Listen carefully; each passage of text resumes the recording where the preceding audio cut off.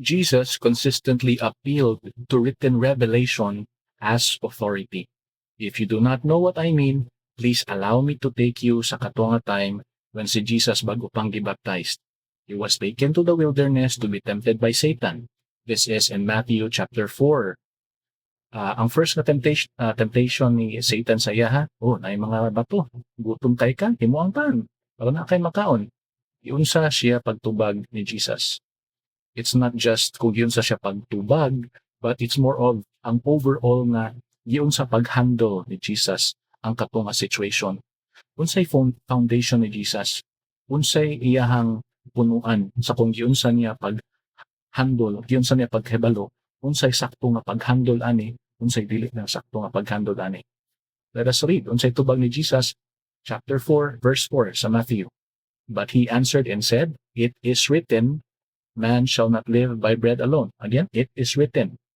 Then, Satan, no?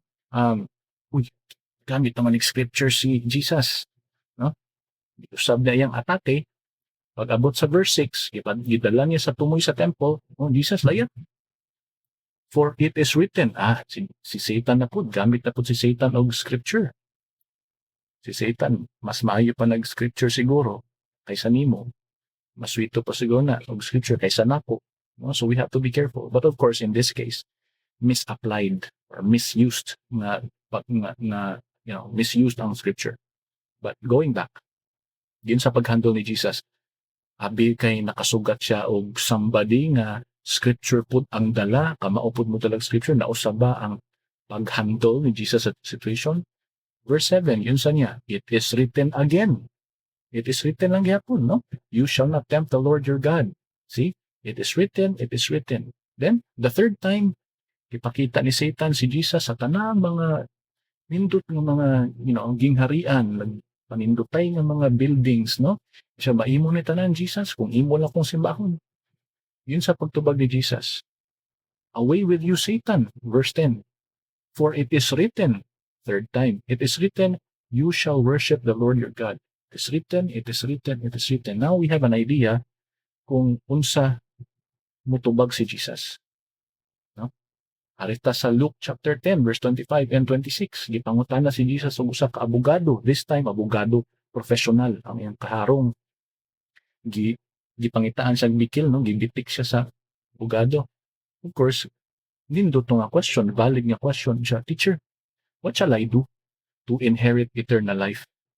Diba? Ano ang question that has something to do with the spiritual? Tama? So, yun sa pagtubag ng pangutanahan ni Jesus, did he get the answers from his emotion? Feel na ko ang sakto kay, ano ba? Or did he get the answer from his opinion? Murag, para na ko. Ano ba? No? Yun sa pagtubag ni Jesus. What is written in the law? What is your reading of it? Sumasabi saya pa, unsa man day nasulat?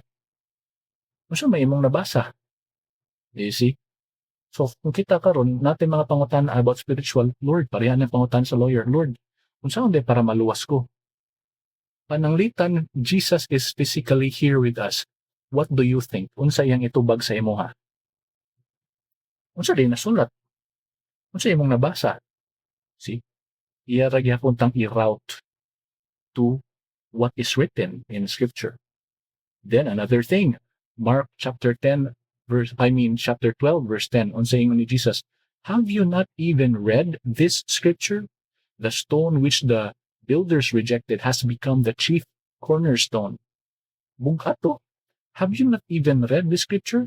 Sabi saya pa, Sharo, wa dyan mo nakabasa aning nasulat, kaning parte sa kasulatan? Do you see that? What is written in the law? Unsa man day nasulat? Unsa man day imong nabasa? Wa gyud mo kabasa? Sharo, asan mo nakabasa aning parte? Is that the answer of somebody nga walay respeto sa scripture? Is that the answer of somebody nga nakaminos sa scripture?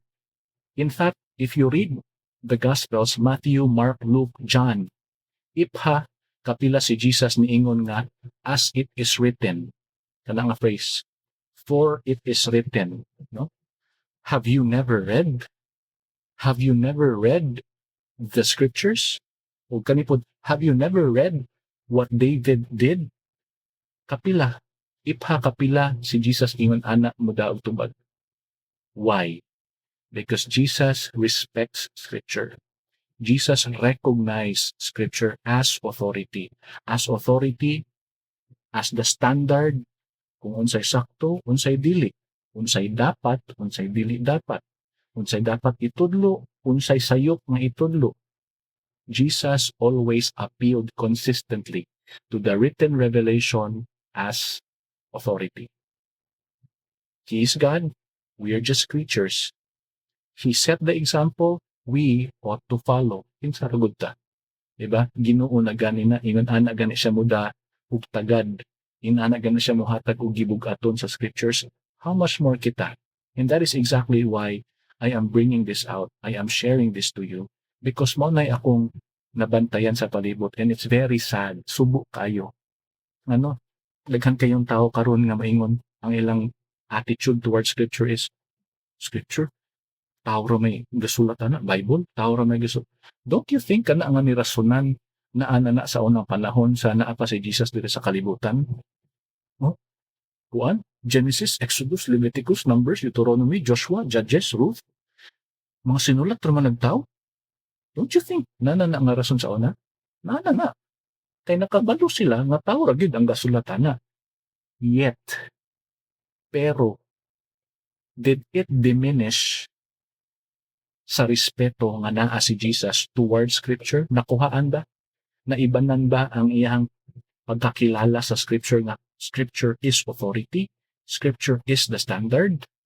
Naibanan ba? Wala. Because he knows, yes, that that human beings are the writers, but he knows better kung kinsa ang author. And that is the something that people today in this generation fail to understand. And that is why by sharing this to you, I hope na-clarify ta. I hope na-clarify mo para usbon na to ang atong attitude towards scripture. Kay unless wala tayong believe sa scripture, we will never obey what is written in scripture. Okay? Kung ang Ginoo gani dako og pagtahod sa scripture to the point that he personally, consistently used scripture sa kada enkwentro niya sa iyang kinabuhi, how much more kita? We are just creatures. Mga binuhat lang ta. Okay?